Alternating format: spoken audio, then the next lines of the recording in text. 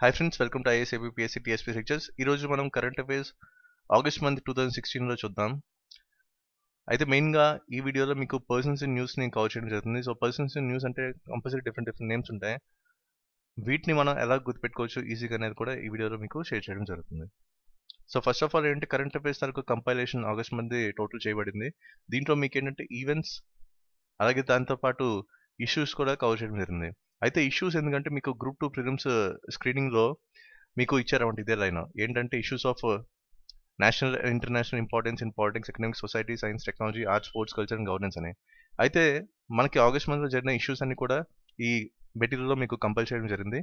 అంటే మీకు ఏంటంటే ఇష్యూస్లో స్టాటిక్ ప్లస్ డైనమిక్ అప్రోచ్లో కూడా ఇది మీకు హెల్ప్ అయ్యేలాగా మొత్తం కంపైల్ చేయబడింది. దాంతోపాటు ఈవెంట్స్ అంటే దీనికి కొన్ని నిమోనిక్స్ యాడ్ చేసాం. సో నిమోనిక్స్ అనేది మనకి ఎగ్జామ్లో చాలా హెల్ప్ అవుతుంది. మెమరీ రిటెన్షన్ పవర్ కూడా మీకు హెల్ప్ అవుతుంది. సో ఈ రెండు కాంబినేషన్తో మీకు టోటల్ కరెంట్ అఫైర్స్ అంతా కూడా కంపైల్ చేయబడింది. దీని గురించి మీరు డౌన్లోడ్ చేసుకోవచ్చు.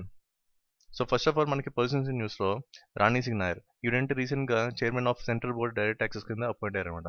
అయితే మనకి ఇక్కడ చూసుకుంటే ఇక్కడ Rani Singh Nair entirely new word, కానీ మనకు తెలిసిన వర్డ్ ఒకటి ఉంది రాణి. జస్ట్ అంటే మనకి ఒక హీరోయిన్ ఉంది రాణి ముఖర్జీ. సో రాణి ముఖర్జీతో మనం లింక్ చేసుకుంటే మనకి ఈజీ అయిపోతుంది. ఫర్ ఎగ్జాంపుల్ ఏంటంటే ఎలా గుర్తుపెట్టుకోవచ్చు అంటే దిల్బోలే హడిపాకి రాణి ముఖర్జీ ఒక 10 crores రెమ్యూనరేషన్ తీసుకుంది, కానీ ఆవిడేంటే ఇన్కమ్ ట్యాక్స్ పే చేయలేదు. సో ఇన్కమ్ ట్యాక్స్ ఎందుకంటే డైరెక్ట్ ట్యాక్స్లో మనకి ఇన్కమ్ ట్యాక్స్ అక్కడ ఉంది కాబట్టి అలా మనం లింక్ చేసుకోవచ్చు. సో ఇలాగా మనం రాణి ముఖర్జీతో రాణి సింగ్ నాయర్ని లింక్ చేసుకోవచ్చు. నెక్స్ట్ ఏంటి మనకి 39th prime minister of Nepal కింద పుష్ప కమల్ దహల్ ప్రచండ అపాయింట్ అయ్యారు. అయితే ఈ పేరుని మనం ఎలా గుర్తుపెట్టుకోవచ్చు, జస్ట్ ఇక్కడ చూసుకుంటే నేపాల్ కమల్ ఇలా మనం లింక్ చేసుకుంటే సరిపోతుంది. ఫర్ ఎగ్జాంపుల్ మీరేంటి కమల్ హాసన్ ఏంటి నేపాల్ ఒక క్లైమాక్స్ షూటింగ్ కోసం నేపాల్ వెళ్ళారని మీరు గుర్తుపెట్టుకోవచ్చు.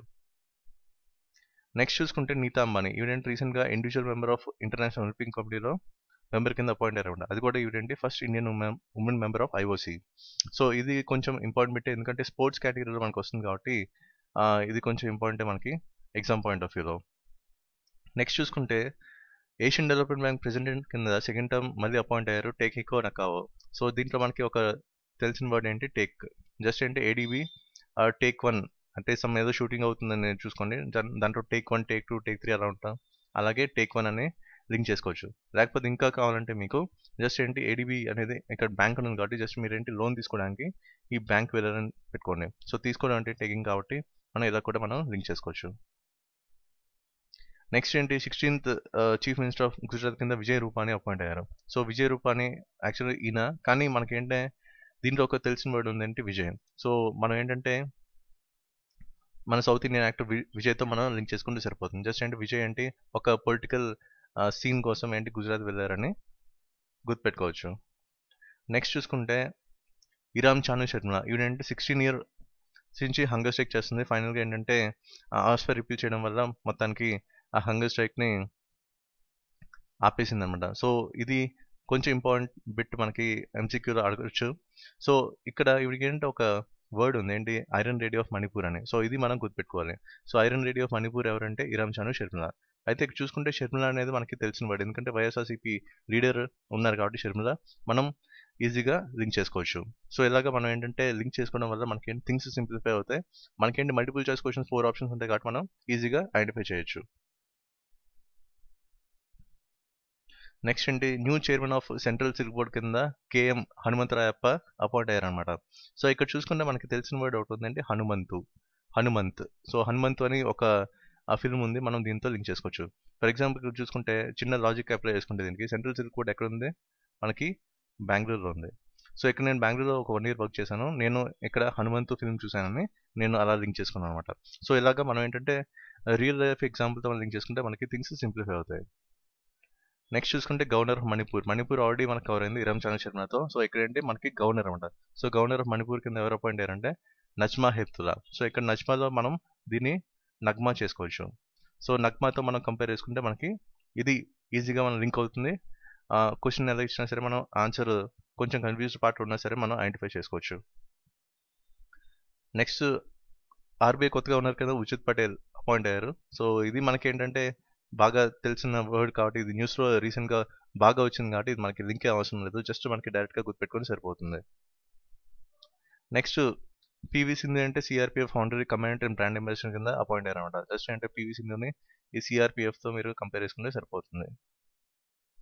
నెక్స్ట్ చూసుకుంటే మనకి ఐశ్వర్య ధనుష్ అంటే రజనీకాంత్ కూతురు రీసెంట్గా యునైటెడ్ నేషన్స్ ఉమెన్స్ అడ్వకేట్ కింద అపాయింట్ అయ్యారు. దేనికంటే gender equality and women's empowerment in India. So just అంటే జెండర్ ఈక్వాలిటీ ఈ వర్డ్ మనం గుర్తుపెట్టుకుంటే సరిపోతుంది. రజనీకాంత్ కూతురు ఐశ్వర్య కాబట్టి మనకేంటే ఈజీగా మనకి లింక్ చేసుకోవచ్చు. జస్ట్ అంటే జెండర్ ఈక్వాలిటీ ఐశ్వర్య పేరు మీరు గుర్తుపెట్టుకుంటే సరిపోతుంది. లేకపోతే ఈ పిక్చర్ మీరు గుర్తుపెట్టుకున్నా ఈజీ అయిపోతుంది అన్నమాట. నెక్స్ట్ ఏంటి ఇక్కడ విపి సింగ్ పద్నౌర్, ఈయనంటే పంజాబ్ కొత్త గవర్నర్ కింద అపాయింట్. అలాగే ఈయనంటే చండీగఢ్కి అడ్మినిస్ట్రేటర్ కూడా వర్క్ చేస్తున్నారు. సో ఇక్కడ చూసుకున్న మనకి విపి సింగ్ అని మీరు గుర్తుపెట్టుకోవచ్చు. విపి సింగ్లో ఇక్కడ సింగ్ అంటే ఆటోమేటిక్గా మనకి ఇక్కడ పంజాబ్ అని రిఫ్లెక్ట్ అవుతుంది. అలాగే ఇక్కడ పీ కూడా ఉంది కాబట్టి ఇక్కడ పంజాబ్ని మనం లింక్ చేసుకోవచ్చు. లేకపోతే ఇంకా మన స్పెసిఫిక్ ఏంటి ఒక మూవీ వరప్రసాద్ పొట్టి ప్రసాద్ ఉంది. సో దీంట్లో విపి ఉంది కాబట్టి మనం దీంతో లింక్ చేసుకోవచ్చు. సో ఇక్కడ విపి పీ ఉంది కాబట్టి ఇక్కడ మనకి పంజాబ్తో మనం లింక్ చేసుకోవచ్చు. ఇలాగా పంజాబ్ గవర్నర్ ఎవరైనా ఇస్తే ఎగ్జామ్లో మనకి ఏంటి విపి అని స్ట్రైక్ అవుతుంది కాబట్టి విపి సింగ్ పద్నార్ మనం పెట్టుకోవచ్చు. నెక్స్ట్ స్పోర్ట్స్లో చూసుకుంటే పర్సన్స్ ఇన్ న్యూస్లో ఫస్ట్ ఎవరు ఉన్నారంటే లూక్ ఐకిన్స్. ఈయన అంటే ఫస్ట్ పర్సన్ అనమాట, ప్రపంచంలో ఫస్ట్ పర్సన్ 25,000 feet నుంచి దూకి వితౌట్ ఎనీ పారాచూట్ సేఫ్గా ఒక నెట్ మీద ల్యాండ్ అయ్యారు. సో ఈయన లూక్ ఐకిన్స్. జస్ట్ ఏంటి లూక్ ఐకిన్స్లో మనకేంటి లూక్ని మనం తీసుకుంటే సరిపోతుంది. సో లూక్ అనేది మనం ఒక లేక్ కింద చేసుకున్నా సరిపోతుంది.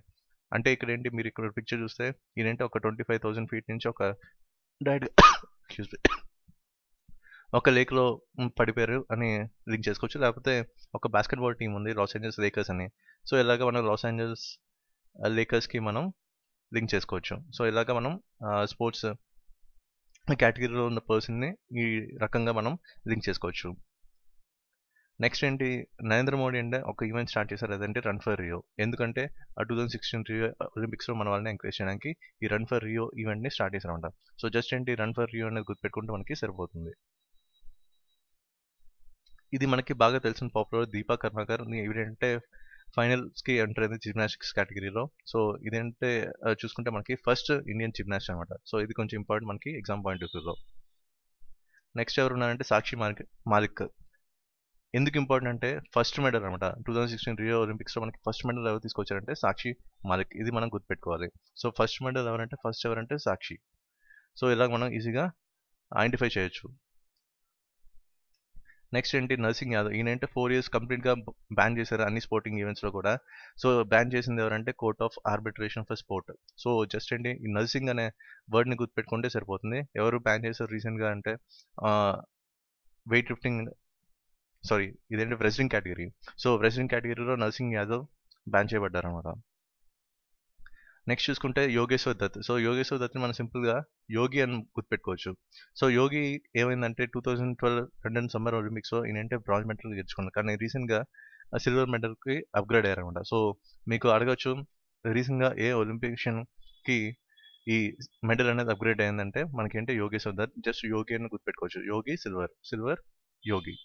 జస్ట్ ఇలాగా కొన్ని ట్రిక్స్తో మనం లింక్ చేసుకుంటే మనకి సింప్లిఫై అవుతుంది పర్సన్స్ ఇన్ న్యూస్ని. సో ఇక్కడ చూసుకుంటే ఎవరు బ్యాన్ చేయబడారంటే నర్సింగ్. నెక్స్ట్ అప్గ్రేడేషన్ ఎవరు జరిగిందంటే యోగి. జస్ట్ ఈ రెండు కూడా మనం లింక్ చేసుకోవాలి. So that's it for this video and thank you for watching and please subscribe to our channel IAS AP Basic TSP Sectors. Thank you.